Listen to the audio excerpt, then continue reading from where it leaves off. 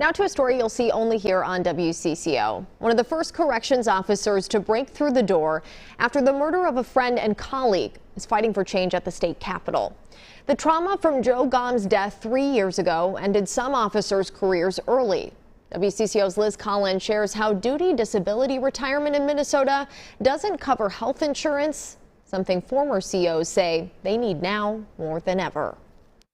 It's hard. It's hard to get out of the house. It's hyper vigilant all the time. This month marked 3 years since Justin Haller's worst moment as a corrections officer. Flashbacks, nightmares, all that stuff. Clinically diagnosed with PTSD, anxiety, and depression after the gruesome scene he ran to when Joe Gomm was murdered inside Stillwater Prison's metal shop. So it wasn't just like a regular coworker. It was a personal friend. Haller jumped on Edward Johnson and put him in handcuffs that day. He's pictured in the back escorting him to a cell soon after. I can't return to the same career that I've been doing for 16 and a half years.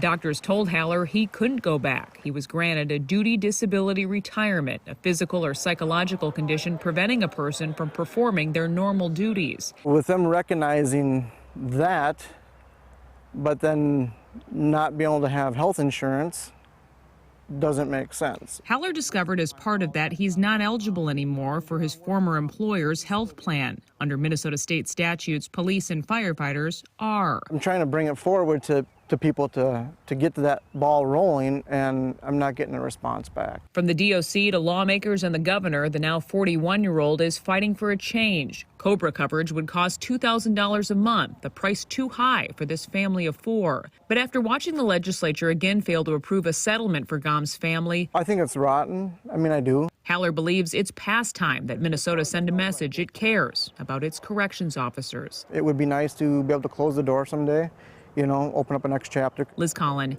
WCCO 4 News.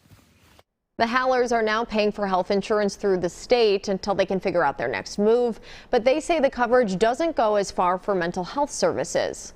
WCCO did reach out for comment to the Department of Corrections Commissioner and the governor. We've not heard back.